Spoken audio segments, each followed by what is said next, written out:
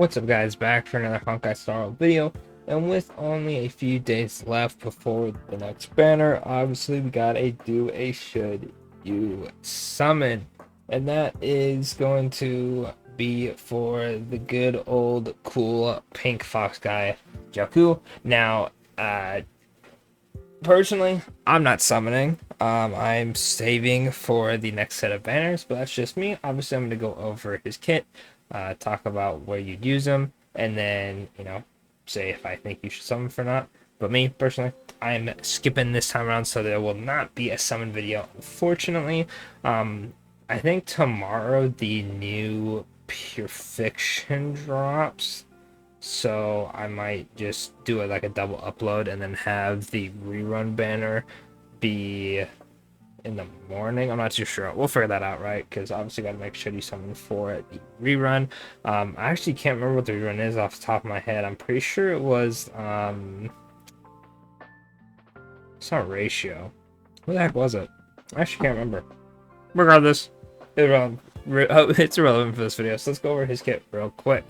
So first things first, basic attack deals fire damage equal to 100% of his attack to a single target enemy. Pretty basic stuff there.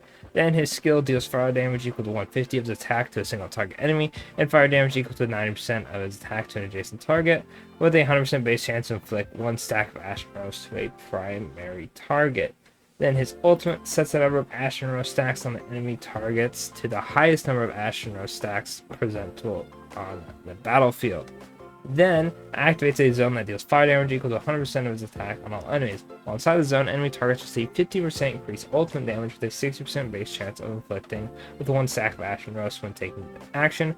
When the zone exists, this effect can trigger up to 6 times, and for each enemy target, it can only trigger once per turn.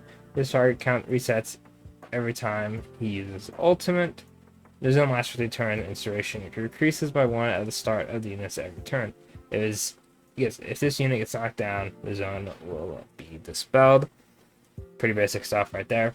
As you can see, 15% ultimate damage. You can already see who you want to pair him with.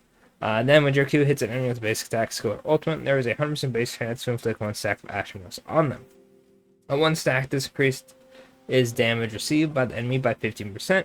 Then with each subsequent stack, increases it by 5%. Ashen Rose is capped at 5 stacks and lasts for 2 turns. This means you will get a total of 35%, 15 from the first one, and then you get an additional 20 from the other 4 stacks.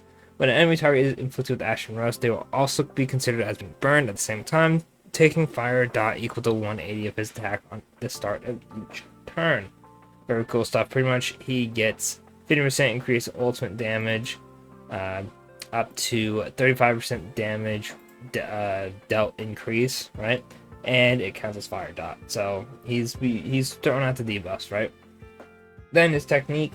After using technique, creates a special dimension that lasts for 15 seconds. After ending combat with enemies in this special dimension, deals fire damage equal to 100% of his attack to all enemies, with 100% base chance of applying one Ashen Rose. Only one dimension critical allies at the same time. Then his bonus traces are: while the zone exists, enemies entering combat will be affected with Ashen Rose. The number of stacks applied will match the highest number of Ashen Rose stacks possessed by any unit within the zone is active, with a minimum of 1 stack. Then for every 15% of his effect hit rate that exceeds 80%, addition increase attack by 6% up to 240. And then when the battle starts, you get 15 energy. His bonus stats are 20% effect hit rate, 14.4% fire damage bonus, and 5 speed. His dupes, no, I don't recommend going for dupes, are allies deal 40% increased damage to enemy targets inflicted with Ashen Rose. Whenever inflicting Ashen Rose on an enemy target via triggering talent's effect, additionally increase the number of Ashen Rose stacks applied this time by 1. Second dupe is when an enemy target inflicted with Ashen Rose increases the multiplier for fire dot dealt by Ashen Rose to this target by 300%. 4 is when the zone exists, reduce enemy target's attack by 15%. And then the last one, but not least, is when enemy target gets defeated, their accumulated Ashen Rose stacks will transfer to the enemy with the lowest number of Ashen Rose stacks on the battlefield. The maximum stack limit of Ashen Rose increases to 9, and each Ashen Rose stack reduces the target's all-type res by 3%.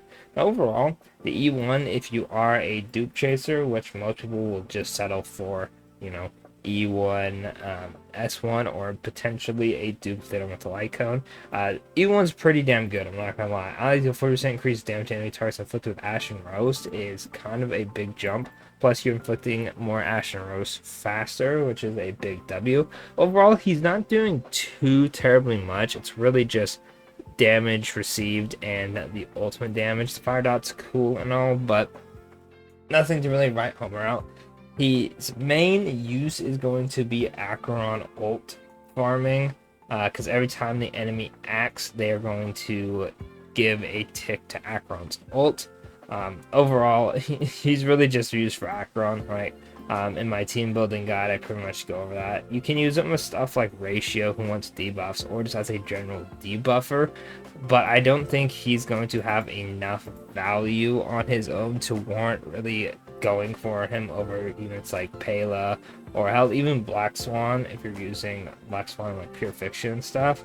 But if you have the Acheron team, he's definitely going to be a, I don't want to say a must summon, but if you really like to have the best possible Acheron team, you're definitely gonna want to pick him up. Me personally, I have an E2 Acheron, so you'd probably think, oh, he probably wants to, have the best Acheron team. I don't really care for this guy, to be honest with you. I'm fine with running Black Swan as my Nihility, or hell, Kafka as my Nihility if I need to, and then just running, Bronya, Robin, and then like whatever sustain I want. I think that she will be hitting just fine, and it's not like Acheron is begging for a unit to make her damage. It's not like she's falling off or anything. She's still one of the best DPS in the game. Her damage is so insane. This guy isn't going to be making Acheron hit like a billion bazillion more damage, right? But it will speed up her ults. Tonight right now, you will be getting ults quick as heck. Probably even faster than using Trend on the MC, because what is that? That's actually, it'd be the same thing, because you'd skill, right? Or basically this guy's one stack, and then every time the enemy would attack, they'd attack into the fire MC, and that'd be a stack. So it's pretty much as fast as that, but you're not wasting your sustain slot on a crappy sustain. You can use someone like Fushuan to boost crit rate, Venturing to boost kit damage. Hell, you can use Huoho to give energy to your allies, give Acheron attack if need be. Like, there's so many more options that I can use. I mean, you could run them on the same team, even if you really wanted to be speedy. That could be something fun. But I think he'll be just fine with getting Acheron ult on his own. You can just go back to running whoever. If you don't have E2, then you probably run like this guy and like Pela, or hell, you could still run Black Swan, whatever it may be, right? That is kind of a downside, I will say, is, the whole Nihility thing, is this guy isn't going to be like your one Nihility unit, you're good to go. You still kind of got to run the other two. Obviously, a support's going to be doing more damage, but unless you have the E2,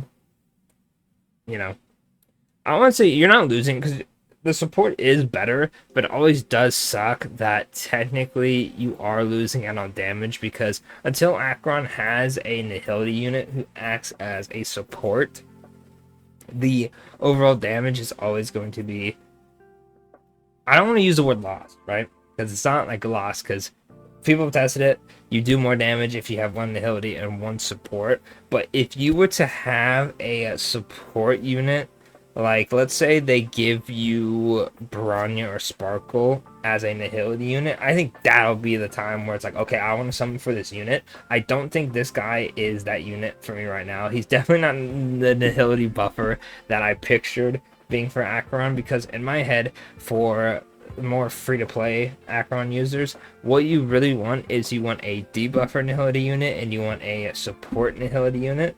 And like I said, this guy is really just filling in the niche of debuff Nihility unit, and we have a lot of those.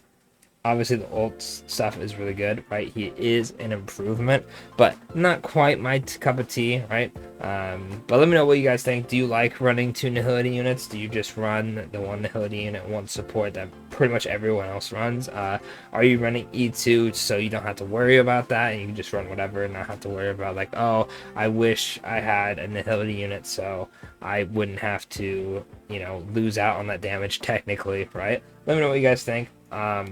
I think Acheron's just fine with no dupes, by the way. It's not me saying, oh, hey, man, that sucks. You know, you should get E2. But in my eyes, the perfect Acheron support is going to be a Nihility buffer because we just simply don't have one at the moment.